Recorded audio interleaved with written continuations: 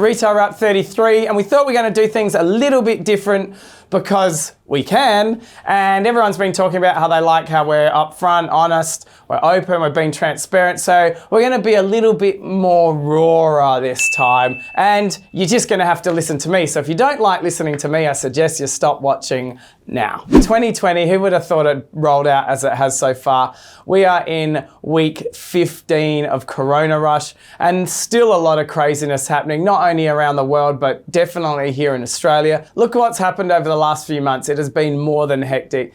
And the reality is, it was only last week that I actually stopped to have a look of what was going on around me and realized, wow, it hasn't just been Corona Rush, it's been the last 2 years with the decision to go out on our own with our distribution centre, possibly the biggest decision that the business has ever made. And then to follow that up with the Corona Rush, it has been one hell of a ride. And I had to stop and think about all the crazy things that have happened. And when I had a look, it made me realize how much we've actually really done. But the pressure that everyone was put under through Corona Rush, you know, the amount of verbal abuse and even physical abuse that was occurring in the stores was crazy. And it wasn't just me that was seeing this, it was all of our team. It was really an eye-opening incident when we had a chat with some frontline staff about how they'd been experiencing things. And what I really noticed is that pressure was mounting, and this is only the beginning. I could see the look in our team's faces about the distress of what they were experiencing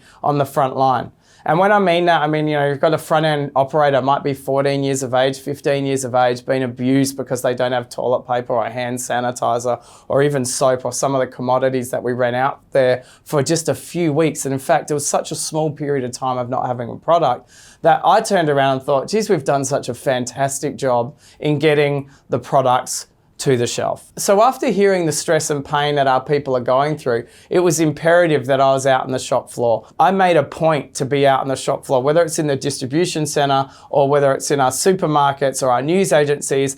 I needed to be around because I needed our team to know that we've got their back under the great pressure that everyone was under with COVID-19. So people have asked me what I have done different in COVID-19. And one of the clear points was being more visible on the shop floor than I usually am. And I've spent half of my week on the shop floor, not only for our customers, but for our team. And it's not only so we can support them, it's so we can listen to the things that they have. From the shop floor to the distribution centre to head office, we have all been in this together. And the main goal has been to support our team and serve our customers. We've been fortunate enough to have great relationship with our suppliers, which has put us in a position a lot stronger than we ever have been before. All of us have been affected by COVID-19 in some way or another, whether you've been working from home, or you might be a little bit more difficult at home, you've got kids running around, or you might not be able to go to your local restaurant because it's no longer open anymore. They talk about the second wave,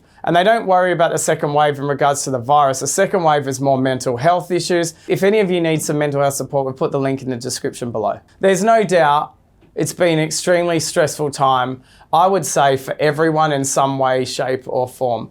And it was only last week that it really hit home to me that, hey, I don't have the spark that I'd originally had. And I started to not be as sparky, which if anyone knows me, it's very rare. And it was a couple of days in a row. And it was a few people around me that suggested that, hey, maybe you need some time off. And it really hit home to me that I did need some time off, and I've had a couple of days off here and there, and I've got a couple of weeks of holiday coming up. And I'm lucky enough that I was able to have people around me and realize myself that I wasn't my usual self. And I really did need some time away from work, some time to detox, some time to get out of the digital atmosphere and spend time with my family and spend time with my loved ones. And everyone needs to be able to acknowledge that when that happens in their life and to make sure they actually do something about it. There you have it, Retail Wrap 33, a little bit more heart to heart. Let us know if you like this style. We're obviously mixing up what we do in Retail Wrap. We have no specific agenda. We just like to put out content that we love doing, and we hope everyone else does at the same time. Be safe, look after yourself. We have all been in this together. That's just so corny, isn't it? No? Yeah. Yeah, that, I mean, and the main goal is to be, and the main goal has, and the main goal is to be, and the main